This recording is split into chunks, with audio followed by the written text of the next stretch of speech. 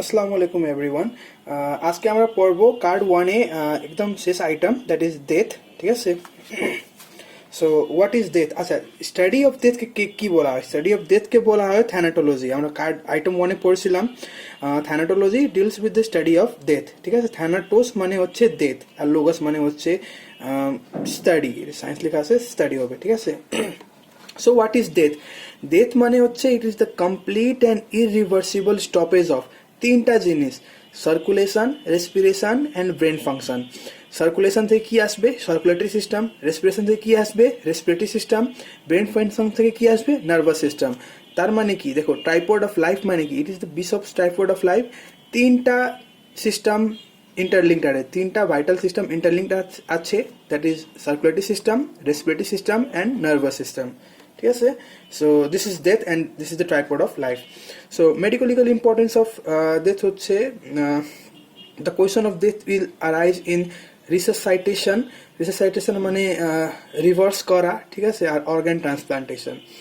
তো types of death দুইটা classification আছে, একটা হচ্ছে ক্লিনিক্যাল ক্লাসিফিকেশন, একটা medico legal classification. Clinical classification হচ্ছে SSC R MC.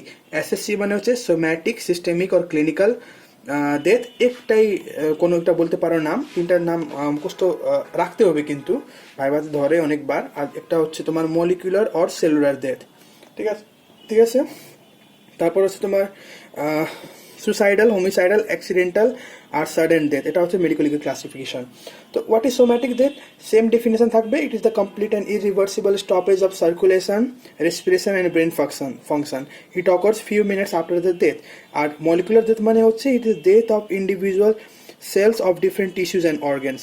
It occurs 1 to 2 hours after the death. এখানে তোমাকে ধরতে পারে, বলো তো সোম্যাটিক ডেথ আর মলিকুলার ডেথের মধ্যে কি ডিফারেন্স আছে?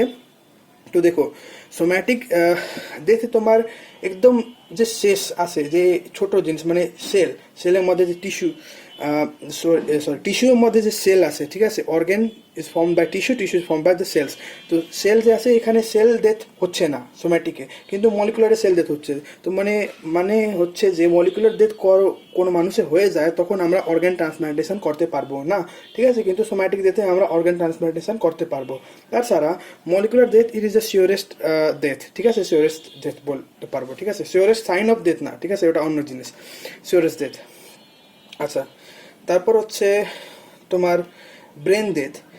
ব্রেন ডেথে দেখো কি হয়, কমপ্লিট স্টপেজ অফ ফাংশন। আচ্ছা, ব্রেন ডেথ তিন ধরনের: কর্টিক্যাল আর cerebral brain death, brain stem death আর whole brain death. Whole brain death মানে হচ্ছে it is a mixture of both of this brain death. ঠিক আছে, এটা মিক্সড ব্রেন ডেথও বলা যায়। নার্ভাস সিস্টেম ক্লাসিফিকেশন কিভাবে করা, এটা লাগবে না, ঠিক আছে, আগে পড়ে আসছো। আচ্ছা, এটা দেখে নাও অর্গান ডোনেশন কখন কখন করতে পারবো। কর্নিয়া হচ্ছে 6 আওয়ার পর্যন্ত, skin 24 hours, bones 48 hours, blood vessel 72 hours, kidney, heart, lungs, pancreas, livers as soon as possible. আচ্ছা, এখন আসি হায়ার সেন্টার আমাদের কন্ট্রোল করে judgement and behaviour, motor centre control করে speech, auditory, vision and movement, vital centre যে বলে দিলাম ওই যে আগে যে ছিল কার্ডিয়াক রেসপিরেটরি অ্যাক্টিভিটিস, আর ARAS ascending reticular activating system, এটা কন্ট্রোল করে আমাদের কনসিয়াস, ঠিক আছে, কনসিয়াসনেস। তো যে প্রথম ক্লাসিফিকেশন ছিল cortical or cerebral brain death. তো কর্টিক্যাল অর সেরিব্রাল ব্রেন ডেথকে পারসিস্টেন্ট ভেজিটেটিভ স্টেজও বলা হয়। ছোট্ট করে যদি আমি বলি, এটা হচ্ছে এখানে ব্রেন স্টেম ইনট্যাক্ট থাকবে, কিন্তু কর্টেক্স ইয়া সেরিব্রাম এটা ডেথ হয়ে যাবে। ঠিক আছে, ব্রেন স্টেম ইনট্যাক্ট থাকবে, সেরিব্রাম ডেথ হয়ে যাবে।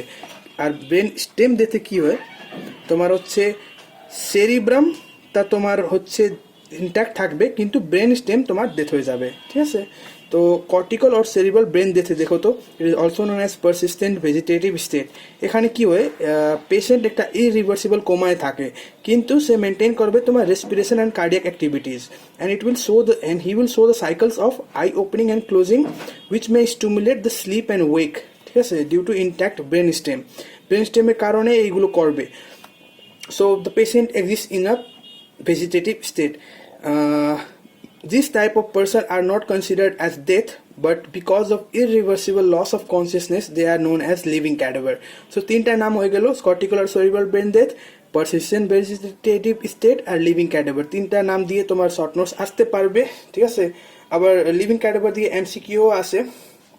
আচ্ছা, এটা কারণ কি, মানে কারণ বলতে occurs due to cerebral hypoxia, traumatic head injury and toxic conditions like poisoning. ঠিক আছে, ব্রেন স্টেম ডেথ মানে কি, যে ছোট করে বললাম ব্রেন স্টেম ডেথ হয়ে যাবে, সেরিব্রামটা ইন্ট্যাক্ট থাকবে। তো দেখো তো এখানে কি হচ্ছে, cerebrum may be intact but functionally cut off from brain stem, vital centre loss হয়ে যাবে, respiratory and cardiac activity loss হয়ে যাবে ইরিভার্সিবলি পার্মানেন্টলি, ওইখানে থাকবে এখানে থাকবে না। আর যে এআরএএস অ্যাসেন্ডিং রেটিকুলার অ্যাক্টিভেটিং সিস্টেম সেও লস হয়ে যাবে, মানে কনসিয়াসনেসও লস হয়ে যাবে। সো ভিকটিম একটা ইরিভার্সিবল কোমা স্টেটে চলে যাবে। কেন হয়, কারণ ইনক্রিজ ইন্টারক্র্যানিয়াল প্রেসার, ইন্টারক্র্যানিয়াল হেমোরেজ আর সেরিব্রাল ইডেমার কারণে। ঠিক আছে, আবার তোমার ইন্টারক্র্যানিয়াল প্রেসার কেন ইনক্রিজ হয়, ব্রেন টিউমারের কারণে হতে পারে, সেরিব্রাল ইডেমা, ইডেমা মানে কি ফ্লুইড যে কালেকশন হয় এখানে, এটা হচ্ছে। ঠিক আছে, আচ্ছা ডায়াগনস্টিক ক্রাইটেরিয়া এটা লাগবে, অনেক রিটেনও আসে, ভাইভাতে ধরে।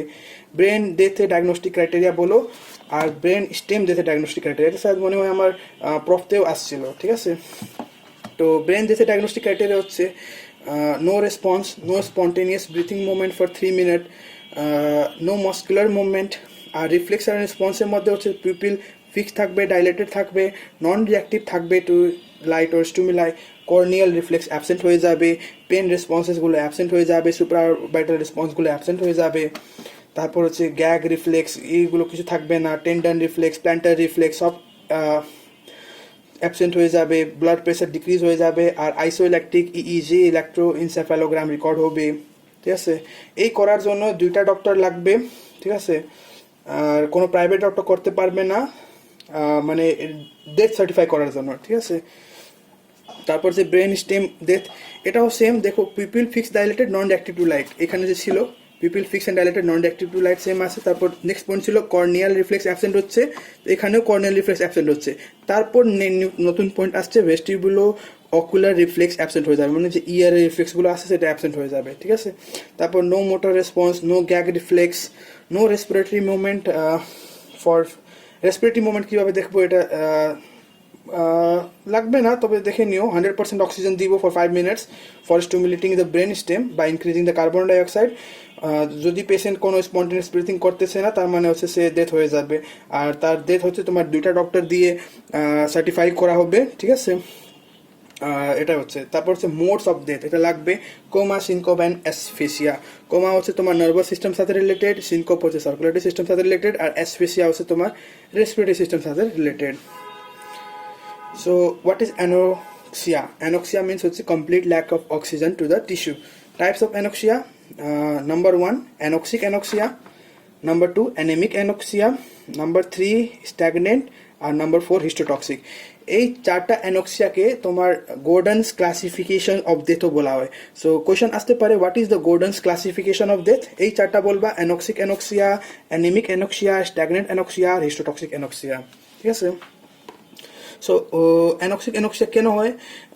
এটা হয় due to the mechanical asphyxia, মানে closure of external respiratory orifice. ছোট করে বাংলাতে আমি যদি বলি, যে রেসপিরেটরি অরিফিসগুলো আছে, অরিফিস মানে কি ওপেনিং। ঠিক আছে, তো যে ওপেনিং রেসপিরেটরি ওপেনিংগুলো আছে তাকে আমি ক্লোজ করে দেবো, মানে যে নোজ আছে, মাউথ আছে, তাকে আমি হাত দিয়ে, ক্লোথ দিয়ে, ইয়া মাড দিয়ে, ইয়া এনি আদার সাবস্ট্যান্স দিয়ে আমি ক্লোজ করে দিব, তখন অ্যানোক্সিক অ্যানোক্সিয়া হবে।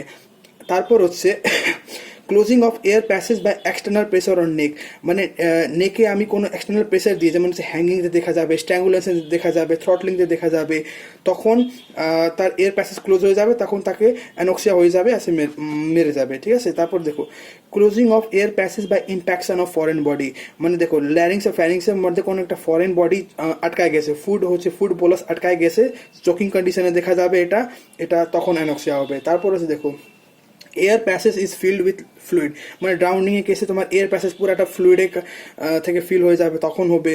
তারপর হচ্ছে external compression of chest and abdominal wall, traumatic অ্যাসফেসিয়াতে, মানে কেউ মানুষ তোমার চেস্টের উপরে একদম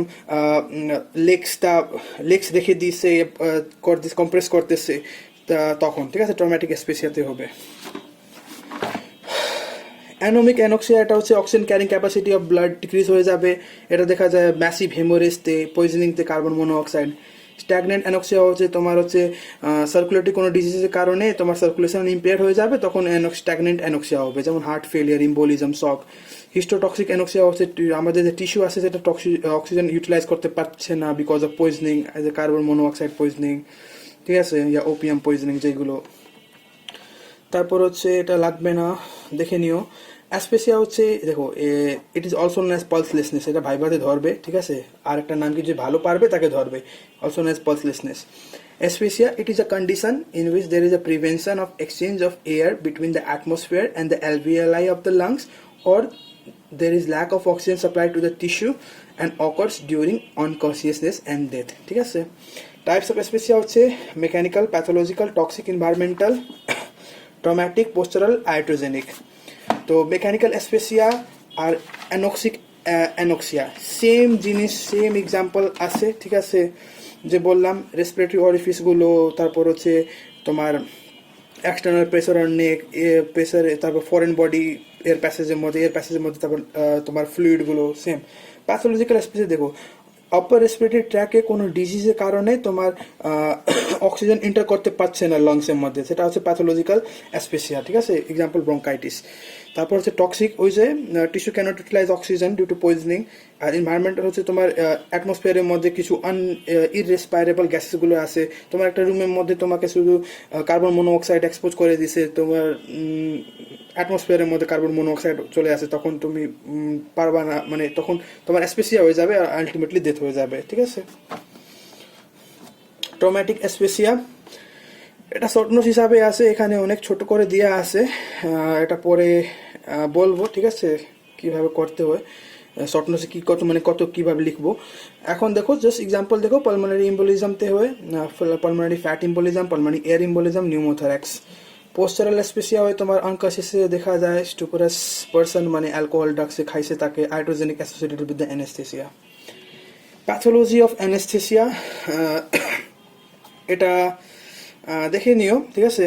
যখন নেক কম্প্রেসড হয় তখন কি হয়, তোমার জুগুলার ভেন্সগুলো ভেনাস ড্রেনেজ প্রিভেন্ট করে দেয় ফ্রম হেড থেকে, ঠিক আছে। কিন্তু যে আর্টি সাপ্লাই আছে সেটা ইনট্যাক্ট থাকবে। আর্টি সাপ্লাই কি দিয়ে ইনট্যাক্ট থাকবে, ওই যে ক্যারোটিড অ্যান্ড ভের্টিব্রাল আর্টি দিয়ে, ঠিক আছে। আর যখন এয়ার প্যাসেজ অক্লুড হয়, এয়ার প্যাসেজকে বন্ধ করা হয়, তখন কি হয়, যে অক্সিজেন কন্টেন্ট আছে আর্টেরিয়াল ব্লাডে সেটা ডিক্রিজ হয়ে যায়, ঠিক আছে। আর ডিক্রিজ হওয়ার কারণে কি হয়, তোমার ক্যাপিলারি ডাইলেটেশন হবে, তারপর হচ্ছে ব্লাড স্ট্যাটিস হবে, and increase in the capillary permeability, and লাস্টে কনজেশন হয়ে যাবে, ঠিক আছে, congestion, and it will lead to asphyxia. তারপর হচ্ছে স্টেজ অফ অ্যাসফেসিয়া তিনটা, stage of dyspnoea, convulsion, and exhaustion, ঠিক আছে। এগুলো জাস্ট দেখে নিও, তো কখনো ধরা দেখলাম না আমি। ইন্সপাইরেটরি ডিসপনিয়া বলা হয়, এক্সপাইরেটরি ডিসপনিয়া বলা হয়। এই তিনটা স্টেজ লাস্ট করে 3 to 5 minutes বিফোর ডেথ, ঠিক আছে। হ্যাঁ, এটা ধরবে। ভায়োলেন্ট অ্যাসফেসিয়াল ডেথ কি আছে, হ্যাঙ্গিং, স্ট্র্যাঙ্গুলেশন, ড্রাউনিং, সফোকেশনের মধ্যে আবার স্মুদিং, গ্যাগিং, চকিং। বার্কিং লাগবে না, বার্কিং কেটে দিও, ঠিক আছে। ওভারলাইং আর ট্রমাটিক অ্যাসফেসিয়া। পেটিসিয়াল হেমোরেজ অনেক ধরবে, ঠিক আছে, অনেক important. It is also a Tardieu spot. একটা ফ্রান্স পুলিশ সার্জন ছিলেন, ঠিক আছে, ওনার নাম ছিল টার্ডিউ।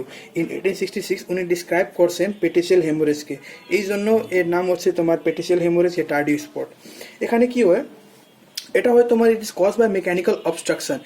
মেকানিক্যাল অবস্ট্রাকশনের কারণে কি হবে, তোমার যে ভেনাস রিটার্ন আছে সেটা ইম্পেয়ার হয়ে যাবে, ভেনাস রিটার্ন ইম্পেয়ার হয়ে যাবে, আর হচ্ছে তোমার ভেনাস রিটার্ন ইম্পেয়ার হয়ে যাবে, আর ভেনাস প্রেসার বাড়বে, ঠিক আছে। ভেনাস প্রেসার ইনক্রিজ হওয়ার কারণে কি হবে, তোমার ভেনিউলসগুলো রাপচার হয়ে যাবে, ভেনিউলস রাপচার হয়ে যাবে, আর এটা তোমার দেখা যাবে অবভ the level of obstruction.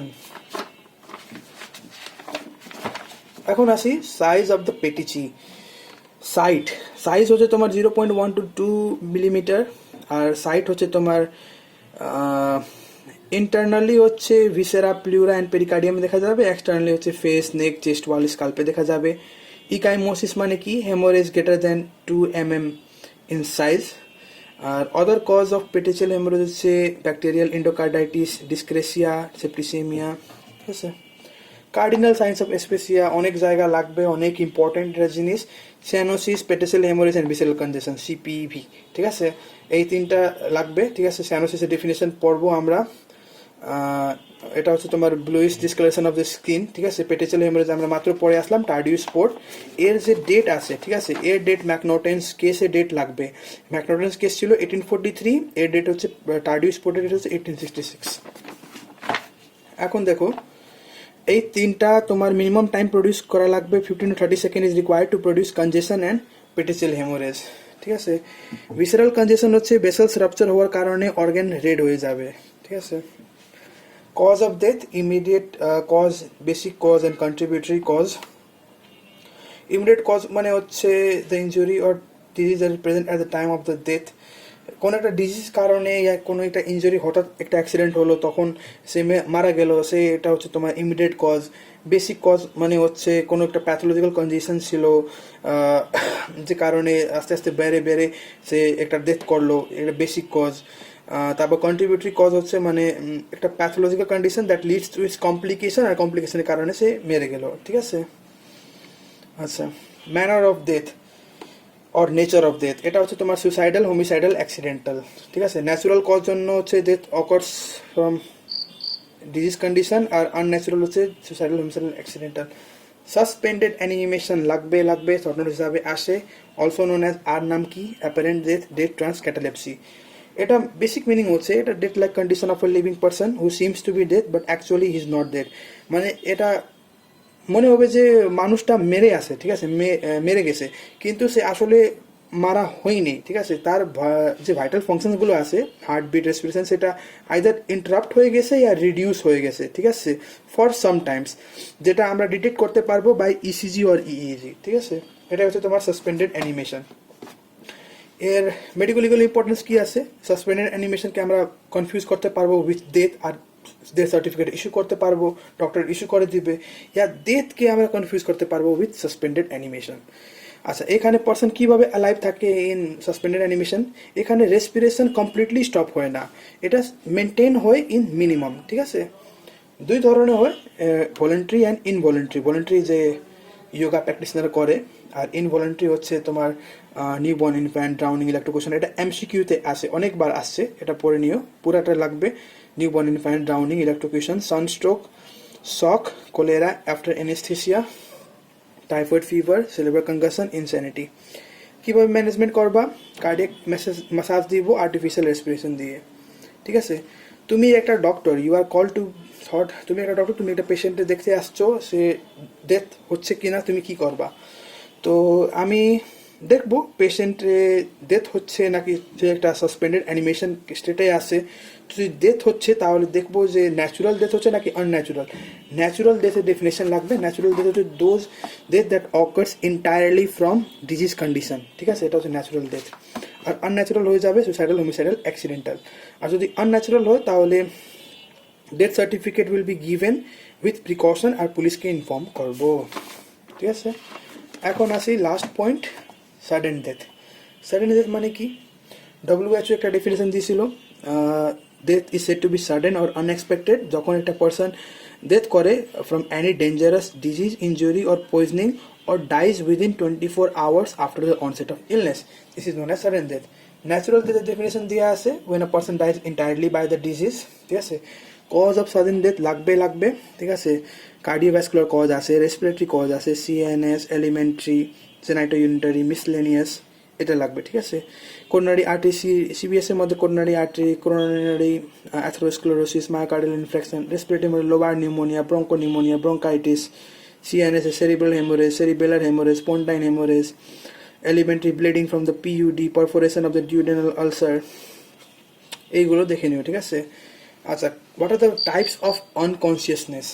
Types of unconsciousness: stupor, vegetative state, persistent vegetative state, stroke, concussion of the brain, and DAI, diffuse axonal injury. এটা আমরা অনেক পড়বো, ঠিক আছে, ফ্র্যাকচারতেও আমরা পড়বো।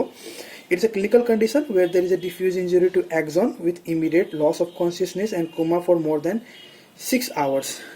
6 hours. It is 3 type: mild, moderate, and severe. Mild কি হয়? 6 to 24 hours পর্যন্ত তোমার কোমা থাকে, মানে immediate loss of consciousness and coma থাকে।